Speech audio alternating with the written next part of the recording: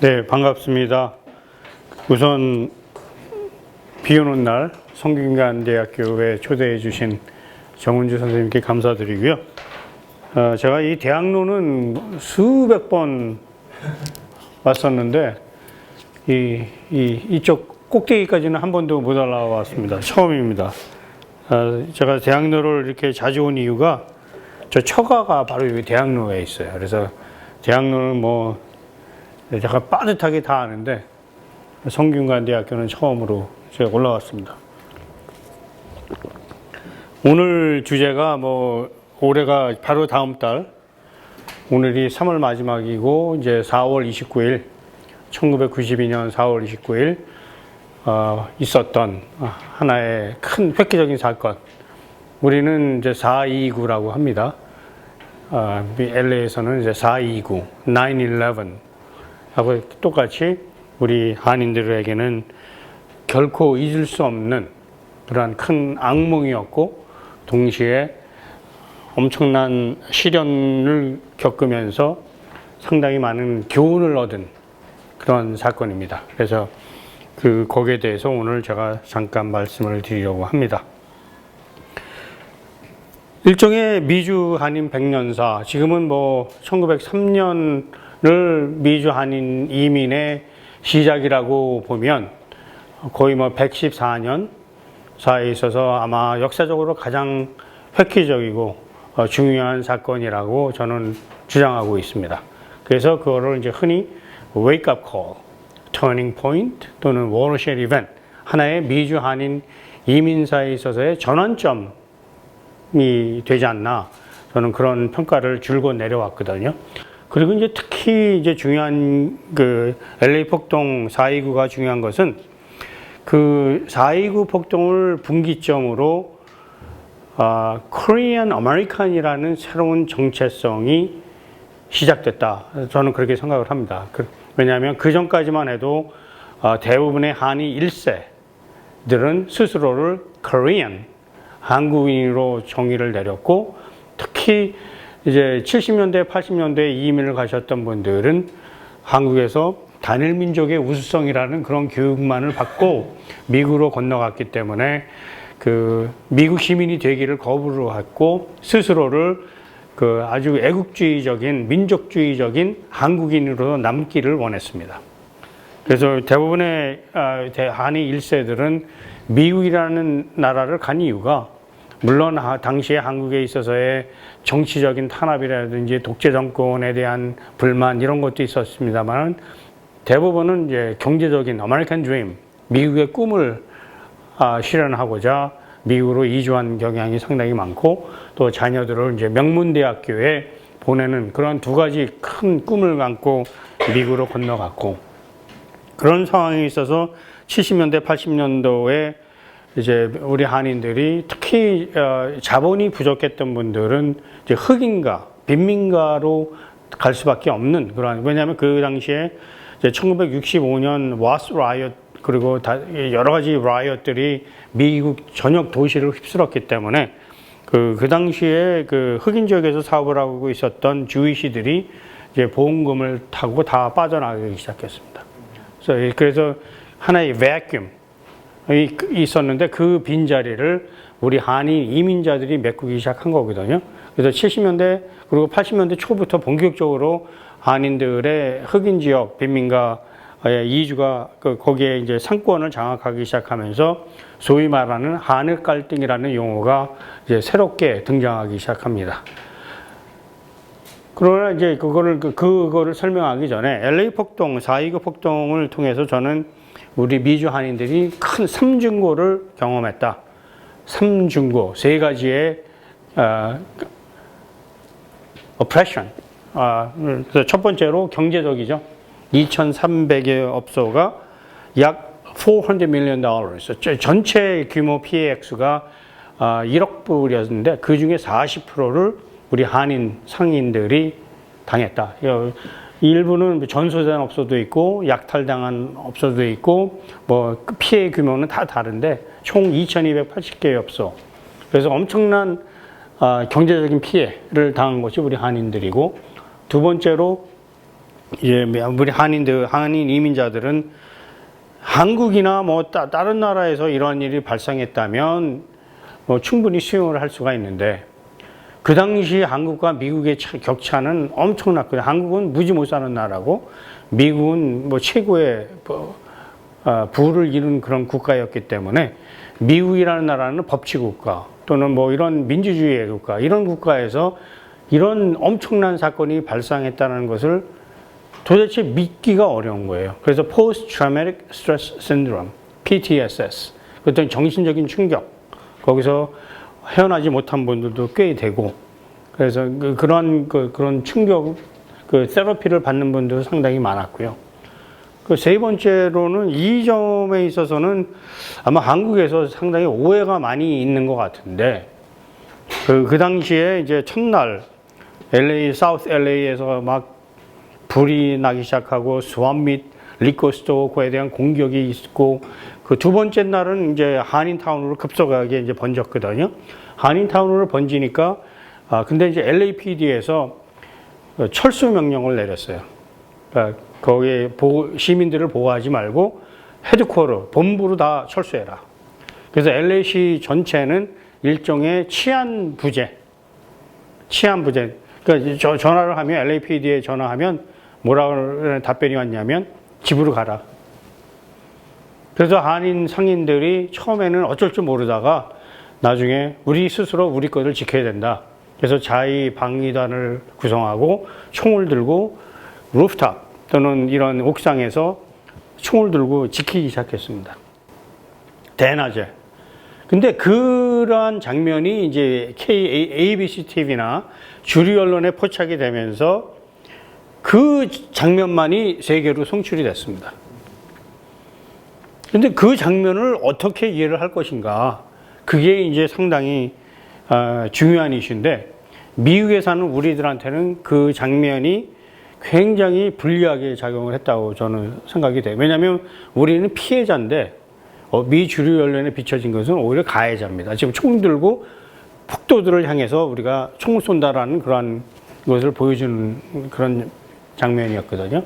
그래서 미 주류 언론에서 한일 갈등을 조장한 면도 있고 또 소수민족끼리의 갈등을 상당히 부추기는 특히 우리 한인들을 왜곡 보도하는 그런 것이 있었기 때문에 우리 한인들로서는 굉장히 시련을 경험한 것이다.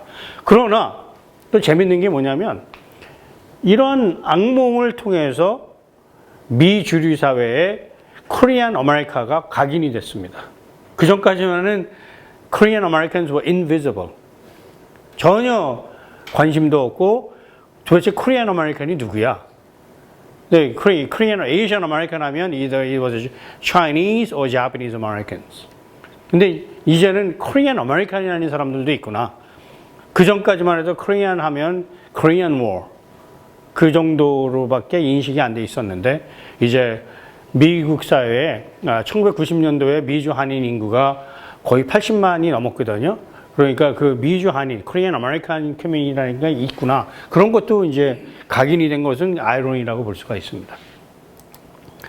이것이 이제 그 당시에 인구 다변화, 지금 1980년도에 백인이 거의 80%였던 것이 75, 70, 이제 62, 좀 있으면 이제 과반 정도로 이것이 바로 트럼프 현상을 설명하는 겁니다. 사실은 백인들이 갖고 있는 위기의식, 특히 백인 중산층, 중하층들이 갖고 있는 그 두려움, 소수계가 우리나라를 테이크오버한다라는 그런 두려움, 이런 것들이 복합적으로 작용을 해서 트럼프에게 몰표를 준 거거든요. 블랙 커뮤니티는 사실 그렇게 큰 인구 변화가 없어요. 한 12% 정도. 그리고 이제 2000년도를 통해서 제2의 그룹으로 라틴계가 흑인 인구를 추월했습니다. 그리고 이제 에이시안 아메리칸, 우리 한인도 여기 포함이 되는데 에이시안 아메리칸 인구도 급증하기 시작해서 거의 6% 이상이 6% 넘었어요, 이제는. 네이티브 아메리칸은 뭐 1% 정도. 이런 그 인구의 재구성, 인구의 다변화, 이런 것들이 이제 본격적으로 미 도시에서 생기면서 이게 복잡하게 얽히고 이제 인종 갈등이 상당히 심화되기 시작한 것도 이제 굉장히 중요한 백그라운드예요. 이 demographic diversity. 그 전에는 90년도 이전은 거의 뭐 흑인과 백인 간의 관계라고 설정이 된다면 저는 1992년 LA 폭동을 America's First Multi-Ethnic Riot으로 규정을 했어요. 미국에서 최초의 Multi-Ethnic, 다인종 폭동. 왜냐하면 그것이 이제 한인은 물론이고 Mexican, Central American, Japanese, Chinese, 뭐 everybody were somehow involved. 근데 뭐 이제 여기에서 가장 많이 인터뷰 질문을 받는 것이 뭐 한일 갈등이 과연 LA 폭동의 원인이냐 이 질문은 제가 수백 번, 수천 번 받았습니다. 왜냐하면 이제 한일 갈등이 이제 언론에 많이 보도되면서 그 언론에서는 이제 거기에 초점을 많이 맞추는 거죠. 재미있으니까 자기들로서는 이 갈등 문제고 소수계끼리 갈등이니까 거기에 초점을 많이 맞추는데 LA 폭동이나 인종 폭동의 원인은 소수계끼리의 문제가 아니고 미국이 안고 있는 이제 구조적인 문제죠. 구조적인 문제를 이제 책임을 전가시킨 그런 건데 미국 사회가 안고 있는 구조적인 이것은 이미 사회학자들이 다 밝혀낸 것들이에요. 그러니까 1960년도 있었던 뭐 와스 폭동이나 여러 가지 하렘 폭동이나 이런 폭동의 원인은 다 이미 규명된 겁니다. 크게 세 가지로 볼 수 있는데 첫 번째 흑인하고 백인 간의 경제적인 불균형, 불평등. 그러니까 1960년도에 미국은 세계의 가장 부를 축적한 세계 넘버 원, economically, militarily, socially, politically, culturally. 미국은 넘버 원 국가였어요. 근데 빈민가에 살고 있는 흑인들은 생계를 걱정할 정도로 극심한 빈곤 속에 살고 있었고 빈곤의 대물림. 계속 거기서는 흑인 하렘이나 사우스 LA에서는 거기서 나올 수가 없는 거죠. 빈곤의 대물림 때문에. 그러니까 하나의 두 개의 미국이라는 거예요. Two nation. Two nations. 미국 안에 미국. 하나는 백인들의 미국. 잘 먹고 잘 사는 고등학교만 졸업해도 시간당 20불, 30불씩 버는 중산층을 형성하면서 뭐 차도 뭐 GM, 쉐벌레 뭐 이런 차를 구입하고 베이스볼 인조이하고 뭐 아주 안락한 삶을 유지할 수 있는데 흑인들의 경우는 흑인가에서 있는 것이 범죄, 마약, 뭐 온갖 그 빈민층에서 경험할 수 있는 그리고 생계를 유지할 수 없는 그런 그 아주 극심한 양극화 현상이 미국에서도 있었고 두 번째로 흑인 지역에서 그 학생들이 받는 교육의 질이 백인 학생들이 받는 교육의 질에 비해서 월등히 낙후돼 있었고 따라서 흑인들의 이 고용 시장에 있어서의 경쟁력이 뭐 굉장히 나쁘기 때문에 제대로 된 직장을 구할 수가 없는 그런 악순환이죠, 악순환. 흑인 학생들은 제대로 된 교육도 받지 못하고 그래서 제대로 된 직장을 찾을 수가 없는 그런 악순환 구조 속에서 일종의 그거를 어떻게 탈출할 것이냐 그런 고민이 있는 것이고 마지막으로 뭐 이것은 이제 지금도 이슈가 계속되고 있는데 경찰의 과잉 진압 문제, 경찰의 과잉 진압. 경찰이 흑인 지역에 들어갈 때는 어떤 자세로 들어가냐면 일단은 모든 사람이 다 범죄자로 일단은 가정을 하고 들어가는 거예요. 범죄자. 그리고 범죄자들인데 다 총기를 소유하고 있다라는 가정을 하고 들어가는 거예요. 자신들이 언제 총을 맞아 죽을지 모른다라는 그런 아주 그냥 극심한 긴장을 하면서 흑인가를 순찰하는 거거든요. 그래서 일단 뭐 불신 검문을 하거나 누군가를 잡으면 제일 먼저 하는 게 손 들어오거든요. 손. hands up. 근데 이런 상태에서 손이 조금이라도 내려온다? 그러면 쏘는 거예요. shoot first, ask later. 이런 현상이 계속되기 때문에 지금도 그래서 계속 하는 거예요. 지금도. 근데 이제 트럼프 대통령이 되면서 이런 현상이 더 심해질 거죠. 이제 트럼프 대통령이 거의 뭐 이제는 뭐 아이스나 이런 그 불체자 이런 것들에 대한 어떤 체포나 이런 것들을 준 거나 마찬가지이기 때문에 승낙을 준 거나 마찬가지이기 때문에 이 경찰의 과잉 진압, 경찰의 과잉 폭력, 경찰에 의한 살인 이런 것들이 점점 더 심화될 가능성이 많기 때문에 이것이 가장 큰 문제라고 생각이 되고요. 근데 이런 복합적인 구조적인 문제가 축적 되다가 어느 누군가, 그러니까 일종의 화약고라고 볼 수 있는 거죠. 흑인가에 있어서는 불만이 계속 축적되는 거예요. 축적되다가 누군가 성냥불을 딱 대면 팡 터지는 거거든요. 그러면 이제 한 20-30년 조용하다가 20-30년 동안 또 축적 되다가 또 어느 군데서 또 빵 터지고 이런 것들이 20세기에 주기적으로 일어났습니다. 1917년 이스트 세인트-루이스 라이엇, 1919년 시카고 라이엇, 1943년 할렘 라이엇, 1960년도에는 와스 라이엇을 비롯해서 미국의 제2의 혁명이 일어날 정도로 그 미 지배층에서 위기의식을 느낄 정도로 이 흑인 인종 폭동이 미 전역에서 휩쓸고 지나갔습니다. 그래서 생긴 게 바로 소셜 시큐리티 또는 그 웰페어, 최저한의 그 생계 보장을 해줘야 폭동으로 발생하지 않는다라는 그런 인식 때문에 연방 정부에서 최소한의 생계 보조를 해주기 시작한 거예요. 1960년대 말부터. 근데 여기에 이제 인구의 다변화까지 이제 거세졌기 때문에 상당히 좁은 LA 같은 곳에서 생존 경쟁이 일어난 거죠. 생존 경쟁. 이민자 집단이 오기 시작했고, 빈민층이 있고, 거기 자원은 한정돼 있고, 거기에 대한 경쟁이 심화되면서 이제 blaming other죠.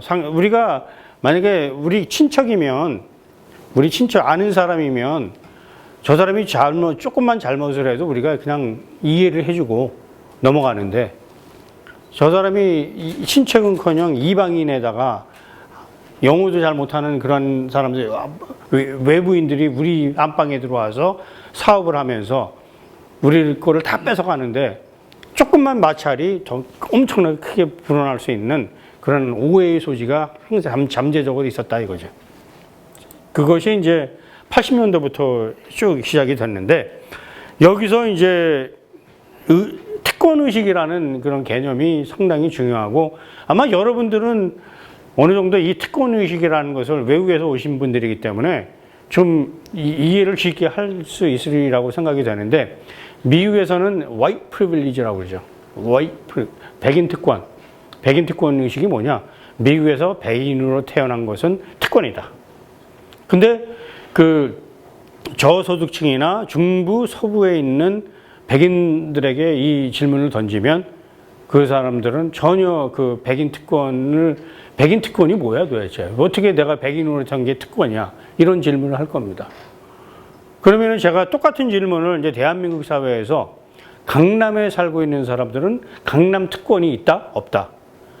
이 질문을 던지면 강남에 사시는 대부분의 사람들은 없다고 답변할 거예요. 어떻게 강남 사는 게 특권이야? 근데 사실은 특권이거든요. 특권의식의 가장 중요한 특징이 뭐냐? 특권을 누리는 사람들이 특권의식을 못 갖고 있는 게 특권의 제일 중요한 특징이거든요. 이제 미국에서 백인들은 그것이 왜냐면은 it's a norm. 미국이라는 사회의 전체가 모든 것이 백인 위주의 백인을 위한 백인으로 구성된 것으로 있기 때문에 그냥 it's a norm. 그래서 그 의식을 못 느끼는 거예요. 대한민국 사회에서 한국인으로 태어난 것이 특권이다? 아니다? 99% 한국 사람들이 아니라고 답변할 겁니다. 그죠? 대한민국에서 한국인으로 태어난 것이 특권이냐? 기다? 아니다. 이런 의식이 이제 있으면서 이런 것이 역사적으로 쭉 오면서 이제 여러 가지, 그러니까 저는 제가 이제 여러분들도 그럴지 모르지만 저는 한국에 오면 쓰는 전화기가 있어요. 이 전화기. 못 보셨죠? 예. 제가 이게 쓰는 이 개통하기도 힘들어요. 외국인이기 때문에. 그래서 제가 이 선불폰이에요. 선불폰. 그러니까 뭐 외국인으로서 여기에 등록이 안 돼 있거나 임시 방문객일 때는 상당히 모든 게 불편해요. 그렇죠? 불편하죠? 예전에는 뭐 주민등록증 뭐 다 요구했고 뭐 그런데 뭐 이걸 설명하려면 뭐 시간이 한참 걸리니까 이런 개념 때문에 서로가 서로를 이해를 못 하는 거예요. 한 집단은 특권을 누리고 있는데 다른 그 집단은 그거를 증명하기 위해서 온갖 노력을 다 해야 되고 그 사람들은 그 race, 인종이라는 개념, ethnicity, 민족이라는 개념 이것 때문에 excuse me, 하루하루 숨 쉬면서 살고 있는 동안은 whether I want or not, whether I like it or not, I have to breathe, I have to in relations to white person. 똑같아요. 여기 미국 한국 사회에서 여러분이 살아갈 때 외국인이기 때문에 한국에 살기 위해서는 whether I like it or not, I have to deal with Korean. Be part of it, whether I want it or not. 이런 relations, 이런 개념이 이제 있고 이제 한국 사회에서도 드디어 이제 반이민 정서 뭐 이런 것들이 이제 생겨나기 시작했고 특히 안산 같은 경우에 국경 없는 마을 이런 데서는 밤 되면은 여자들이 가지도 않는다는 그런 말들이 생겨날 정도로 이제 반이민 감정들이 이제 생겨나기 시작하는 거죠. 그래서 미국 사회에서 이제 뭐 역사적으로 보면 미국이 뭐 이민의 나라, 뭐 자유의 나라, 민주주의의 국가 뭐 이런 것들이 뭐 미국을 장식하는 수식어이지만 미국이라는 사회가 진정한 민주주의 국가로 탄생한 것은 1960년대 말 이후라고 보거든요. 60년대 이후 비로소 제2의 혁명이, 그러니까 민권 운동이 미국의 제2의 혁명이라고 볼 수가 있는 거고, 그 민권 운동을 통해서 미국 사회가 진정한 민주주의 국가, 또 진정한 이민의 국가, 만인이 평등한 국가로 태동한 것이 바로 60년대 이후입니다. 그 이전에는 미국이라는 사회는 백인을 위해서 존재했던 국가고 또 특히 미국 귀화법 1790년대에 제정됐던 Naturalization Law of 1790에 의하면 only free white persons are eligible to become citizen. 그래서 이 법에 의해서 Korean 또는 Japanese들은 1952년도에 와서야 미국 시민이 될 수가 있었어요. 그 이전에는 unassimilable alien, 미국 사회에 절대로 동화될 수 없는 그런 이방인으로 취급을 받았고 2등 시민으로서 취급을 받은 거죠. 그래서 뭐 이런 것 개념 자체가 이제 미국 사회를 있었는데 문제는 우리 한인 이민자들은 이런 것들을 전혀 모르는 채 미국으로 갔다 이거예요. 그게 문제예요. 그러니까 한인 이민자들은 1965년 이후에 미국으로 갔기 때문에 대부분 이미 이제 법 앞에는 모든 사람들이 평등하다라는 그런 개념이 정립된 후에 갔기 때문에 미국이 진정한 이민의 나라, 또 민주주의의 국가, 또 뭐 이런 것들만 이제 믿고 간 건데 그 이전에 있었던 역사적인 사건을 전혀 몰랐고 그것이 무엇을 의미하는지도 몰랐고 특히 미국이 그때 저도 미국에 이민 갈 때 저는 74년도에 갔는데 그때 미국으로 이민 갈 때 우리가 생각한 게 미국 가면 길바닥에 금들이 깔려 있고 뭐 이런 식으로 얘기 듣고 갔어요. 거기서 뭐 인종 그런 개념이 없는 인종 개념이 없어. 우리는 단일 민족 그것만 배우고 갔는데 근데 갔더니 백인은커녕 맨날 흑인만 보는 그런 이상한 현상이 이루어진 거예요. 그걸 전혀 모르는 거지 그분들이. 오직 그분들이 갖고 있는 게 이제 깡다구 그 군대에다 갔다 왔기 때문에 이분들이 그 정도야 뭐 총 들고 흑인 지역에서 리커스토어 하거나 뭐 그로서리 마켓 하거나 이런 거는 뭐 아무것도 아니다라고 생각을 한 거예요. 그리고 고객들을 굉장히 러프하게 대하고 이런 환경 속에서 이제 갈등이 생겨나기 시작한 거고 뭐 인구의 다변화 때문에 이제 이러한 그 여러 가지 미국 사회가 이제 달라지는 그런 경험을 하는 거죠. 이것도 뭐 설명하려면 뭐 한참 걸리니까 넘어가겠습니다. 이제 한일 갈등이라는 그런 개념으로 직접 가보겠습니다. 1980년도. 예, 제가 이제 1981년 7월 4일 암스테르담 뉴스라는 뉴욕에 있는 그 흑인 신문이 있어요. 암스테르담 뉴스에서 일면 톱으로 기사를 보도했는데 그것이 바로 Korean Invasion입니다. Korean Invasion. 그러니까 이미 1981년부터 한일 갈등이라는 개념이 성립되기 시작한 거예요. 특히 뉴욕에서 먼저 생겼습니다. LA보다. 그러면서 이제 이 일종의 그 한인 상인들이 굉장히 그 rude and disrespectful 하다. 고객을 함부로 대하고 고객에 대해서 마구 대한다. 전혀 우리를 진정한 고객 취급을 하지 않는다. 그리고 그들은 우리 지역사회에 살지도 않고 지역사회에 기여도 안 하고 오직 피를 뽑아먹는 흡혈귀나 마찬가지다. 이러한 개념이 성립되고 그 다음에 그들은 아주 나쁜 상품을 비싸게 파는 아주 악덕 상인이다. 라는 이러한 그 루머, 소문들이 흑인 지역 전체에 돌기 시작합니다. 그러니까 악덕 상인으로 낙인이 찍히는 거예요. 악덕 상인. 한인들은 악덕 상인. 그리고 이제 한인국인들은 그 당시만 해도 뭐 지역사회 기부라는 개념조차가 없을 때예요. 왜냐? 대부분의 한국인들은 그냥 뭐 하루하루 먹고 살기 한국 굉장히 가난한 나라였던 거 아시죠? 70년대? 70년대까지만 해도 진짜 제가 저는 고등학교까지 다녔는데 그 당시에 도시락, 점심을 못 먹는 학생이 꽤 있었어요. 도시락을 못 사오는 거예요. 한 10%, 20%는 굶는 거예요. 그 학생들은 식사 시간 되면 점심시간 땡땡 가면 그냥 나가요.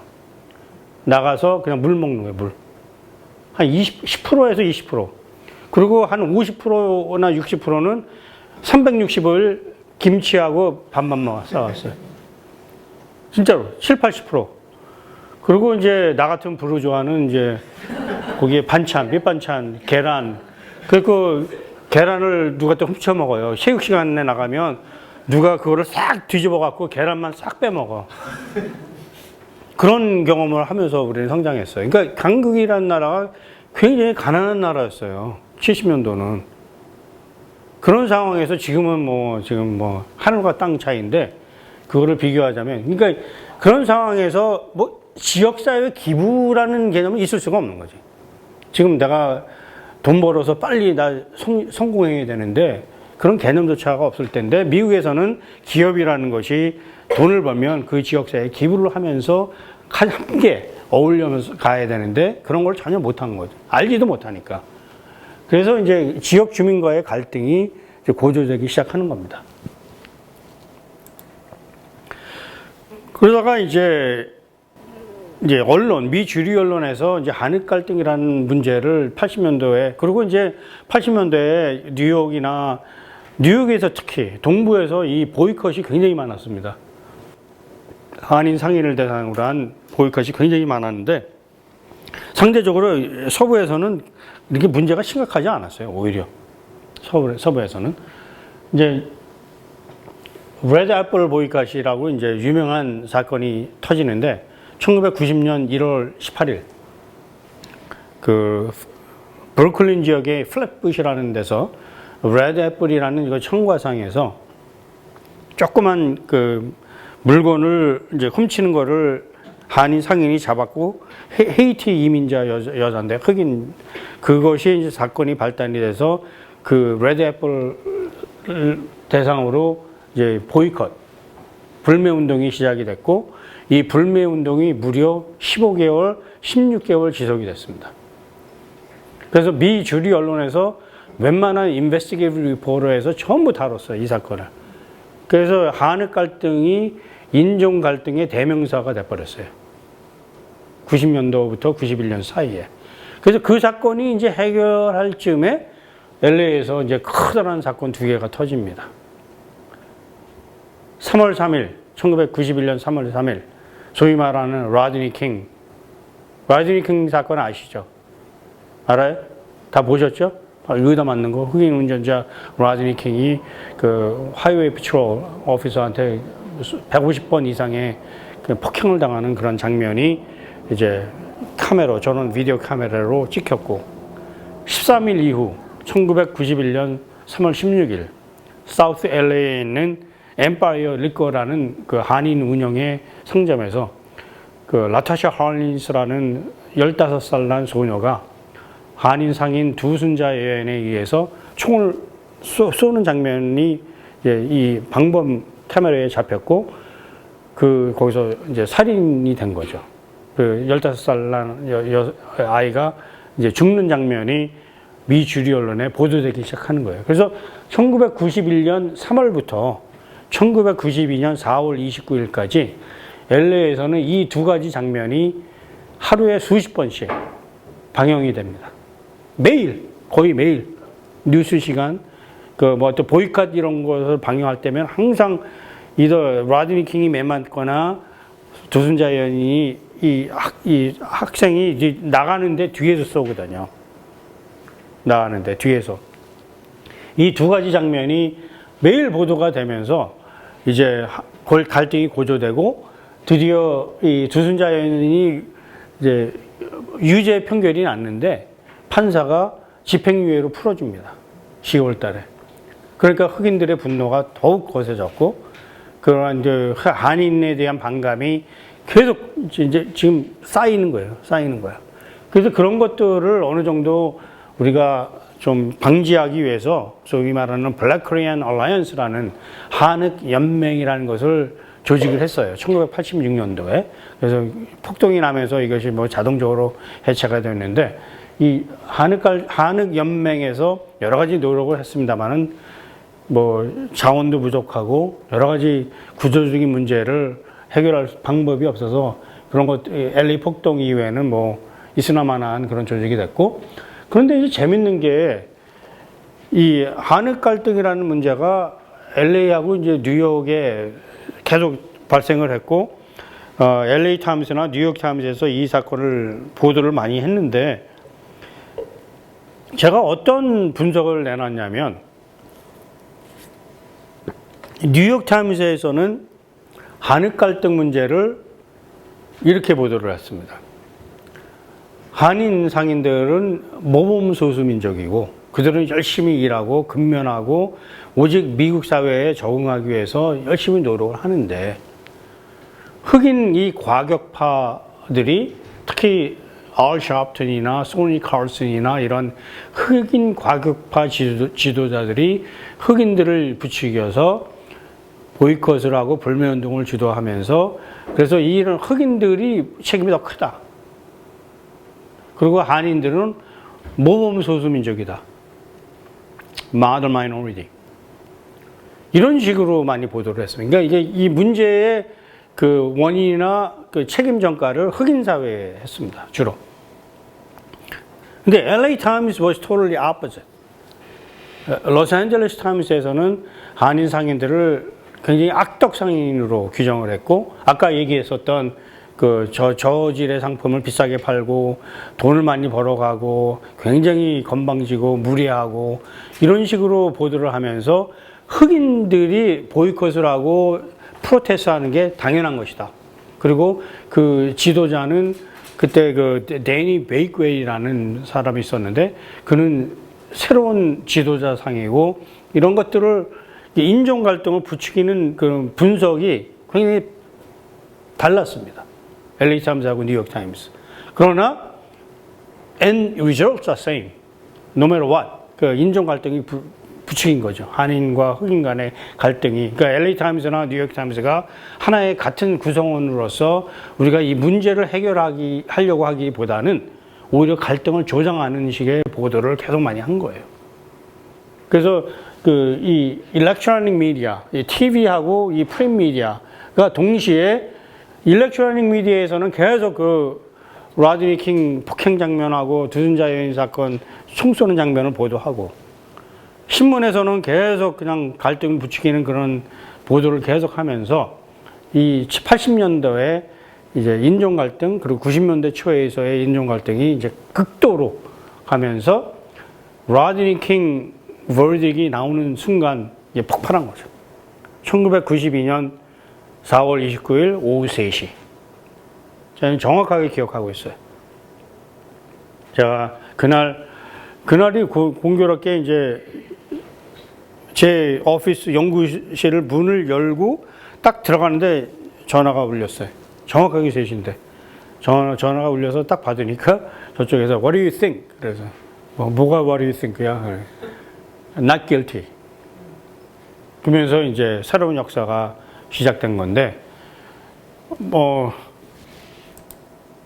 이것이 이제 그 당시에 그 선거하는데 그 흑인 후보들이 Remember Latasha Hollins라는 이런 것들을 부추기면서 자신들에게 투표를 해줄 것을 요구하는 그런 선거 팸플렛입니다. 그만큼 그 한인들에 대한 증오감이 거셌고 그들을 이용해서 자신들이 정치적으로 이용하려고 했던 그런 사람들도 많고 이들 중에 이 친구는 떨어진 것 같고 이 친구들은 붙었던 걸로 기억을 해요 제가. 그래서 여기서 $1.79 bottle of orange juice 그게 이제 헤드라인이었어요.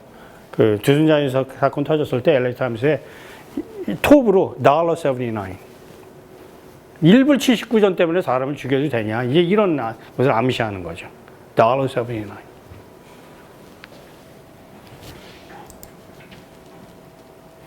이제 여기서 또 하나 재밌는 것이 이제 한인들이 그 당시에 흑인 지역에서 사업을 하고 조그만 소규모 상점을 운영했던 사람은 한인들밖에 없다고 해도 과언이 아니에요. 한국인들만 거의.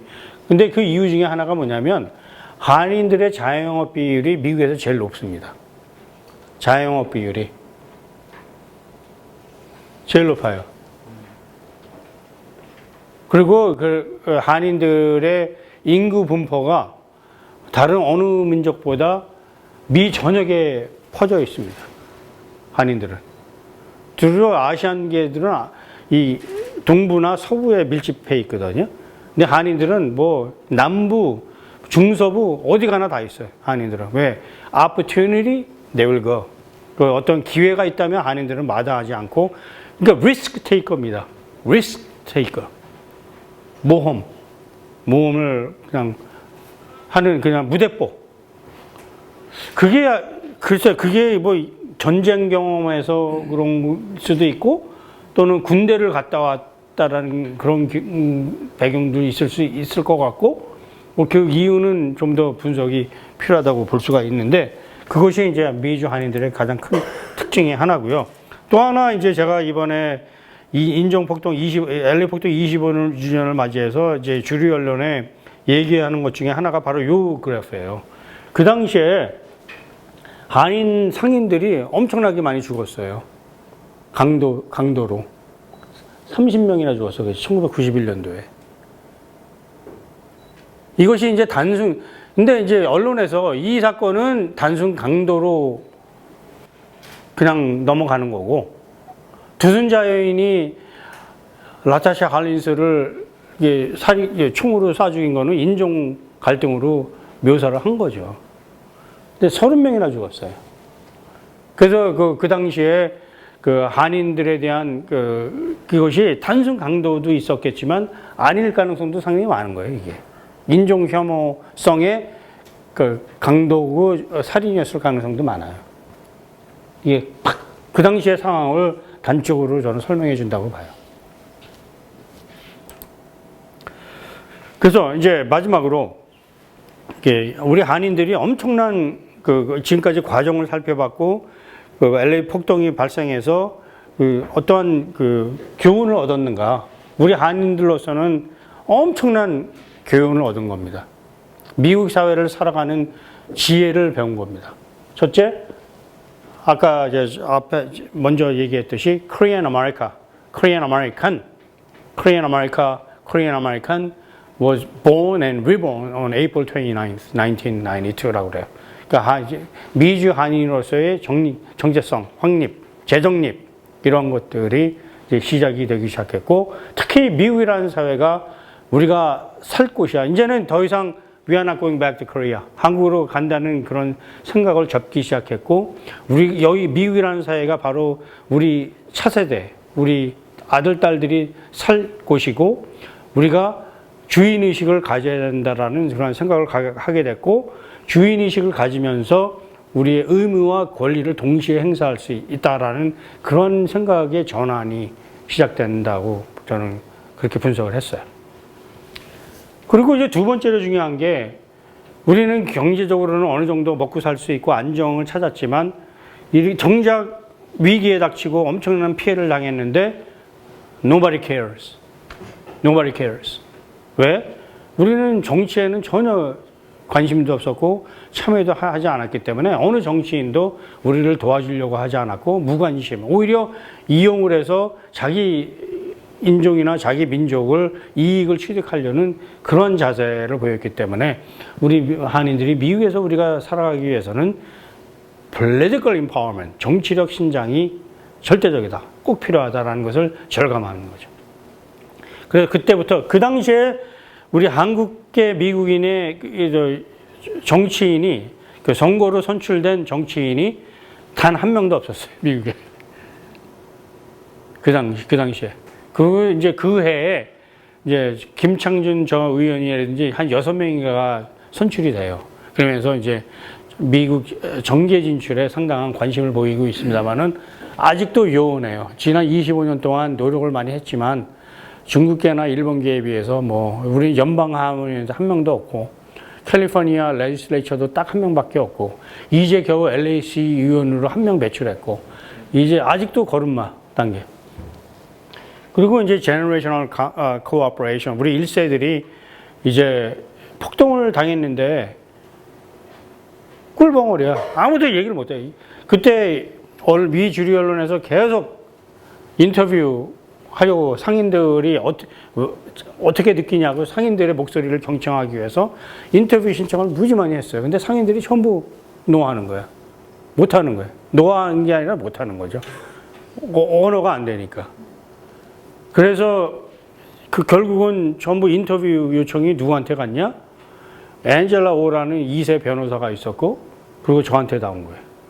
그래서 제가 한 폭동 발생하고 2주 동안 하루에 10시간씩 인터뷰한 거 기억이 있어요. 세계 언론이 다 오니까. 세계 언론이 다 오고 그들이 공통적으로 나한테 묻는 게 한인 상인들의 목소리를 전달해달라. 상인들로부터 들어야 되는데 그걸 직접 못 들으니까 나를 통해서 들은 거죠. 그래서 이제 우리 아이 1.5세, 2세들이 이제 성장을 해서 우리 한인 사회를 대변할 수 있는 그러한 위치에 놓여 있다는 것을 느끼면서 우리가 서로를 도와야 되고, 그 다음에 이제 이민교회. 여러분이 미주 한인 사회에서 가장 또 하나의 특징이 70%가 교회를 다닙니다. 근데 이민교회가 굉장히 극보수예요. 극보수. 그래서 여기서 말하는 대형교회 있잖아요. 한국에 있는 대형교회. 그거보다도 더 보수일 거예요, 아마. 그래서 기복신앙 비슷하게 오로지 기도를 해서 천당 가는 것이 이제 목적인 그런 식의 이제 예배고, 사회 참여나 이런 한인사회 현안에 대해서는 관심도 없고, 거기에 대한 투자를 할 생각도 안 하고, 그런 상황에 이제 비판 의식이 커지기 시작했죠. 우리 한인사회가 이렇게 당하고 있는데 이민교회는 뭐를 하고 있는 거냐. 이민교회에서는 한인사회의 인적, 물적 자원이 전부 교회로 들어갑니다. 전부. 왜? 70%가 교회로 다니고 있고, 거기에 헌금을 엄청나게 내요. 왜냐하면 목사님들이 거의 경쟁을 시켜, 거의. 헌금을 많이 할수록 천당을 갈 확률이 높아진다라는 그런 확률이 되는 거예요. 그러니까 장로님이 되려면, 그래서 그분들이 이제 세무조사도 막 받고 그래요. 왜냐하면 인컴에 비해서 기부 액수가 너무 많으니까 이게 말이 안 되는, 미국인으로서는 말이 안 되는 액수를 막 약정을 하는 거예요. 근데 정작 그 돈은 다 그 교회만을 위해서 사용되고, 일부는 해외 선교, 정작 한인사회는 거의 환원이 안 되는 그런 악구조예요. 그리고 이제 가장 중요한 교훈은 바로 이거죠. 다인종 다문화 사회에서 우리가 다인종 사회의 일원으로서 함께 더불어 살아가는 교훈을 배웠고 그렇게 해야 된다. 그래서 proactively participate in coalition building, multi-ethnic coalition building. 그래서 이 다문화, 다인종과의 연대, 연합 이런 데에 우리가 능동적으로 참여를 하고 우리가 스스로를 모범을 보이면서 이제 한인타운에서 벗어나서 이러한 여러 가지 다문화 또는 다인종 사회의 구성원으로서의 역할을 우리가 해야 된다는 것을 절실히 배웠다고 저는 생각을 합니다. 이것도 설명하려면 한참 걸리니까 스킵하겠고요. 그리고 이제 이것이 바로 20주년에 우리가 했었던 행사인데 20주년 때 어떤 행사를 했냐면 좀 불행이지만 저는 이거는 이제 저 연구소에서 한인사회 중심으로 한인타운에서 한 20주년 기념식이에요. 근데 흑인들은 흑인끼리 따로 했어요. 라틴계들은 뭐 했는지 안 했는지 모르겠는데 다 따로 놀았어요. 20주년 때. 그러니까 아직 치유가 안 된 거예요. 20주년 때. 그래서 이번에는 25주년 행사인데 제가 가자마자 지금 저희 다음 주 화요일에 들어가는데 이번에는 함께 하기로 했어요. 공동으로. 흑인 사회, 흑인 커뮤니티랑 라틴계랑 코리안, 우리 아시안이 함께 심포지움을 하고 우리가 서로 어떤 것들을 이해를 해야 되고 어떤 모색을 할 거고 특히 트럼프 어드미니스트레이션에 있어서의 그 반이민 또는 반소수계 정책에 어떻게 우리가 대항을 할 것인가 이런 것들을 우리가 하기 위해서 아마 지금 준비 작업을 쭉 해왔고 이제 드디어 다음 달에 합니다. 여기에 조그만 비디오가 있는데 그냥 마지막으로 이제 결론을 내리면 25주년 그 용어상에 있어서는 아직도 이제 여러 가지 용어들을 씁니다. Was it a riot? Civil unrest? Rebellion? Uprising?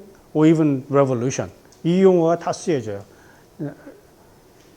자기의 자각 또는 어떤 의식에 따라서 용어, 우리 한인사회에서는 폭동으로 쓰지만 흑인 사회에서는 항쟁, uprising 또는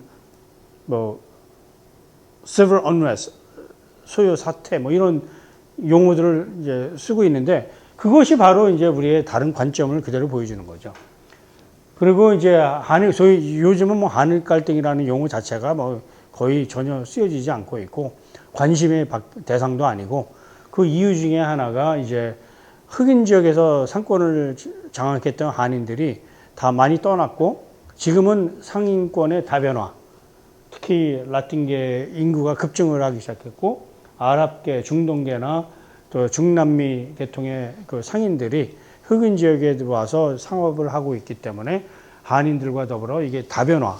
1980년대, 90년대에는 한인이 타깃이 됐는데 지금은 이것이 다변화됐기 때문에 어느 한 특정 민족을 지칭해서 거기에 대한 반감을 표출하는 그런 거는 있을 수가 없고 특히 이제 흑인과의 이제 라틴계 이민자들이 급증을 했어요. 그래서 예전에는 흑인 커뮤니티의 대명사에 썼던 WAS riot 거기에는 지금은 거의 60% 이상이 라틴계로 변했습니다.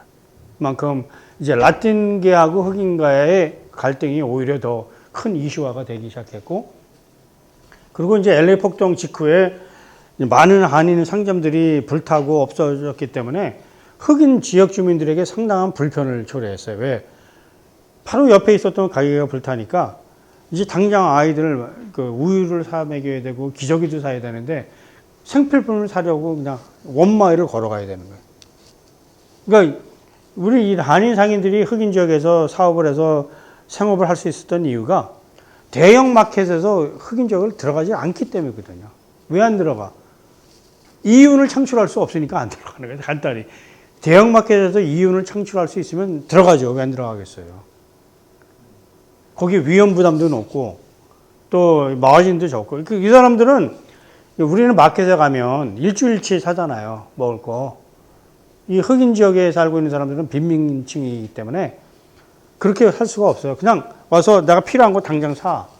그리고 또 한 시간 후에 다시 와서 또 내가 필요한 거 또 하나 사가. 이런 기능을 하는 거거든요. 하루에 서너 번씩 와요. 마켓에. 돈이 없으니까 이렇게 일주일치 살 수가 없는 거예요. 그런 순기능도 있다라는 것을 흑인 사회들에서도 이제 인지를 하기 시작한 거죠.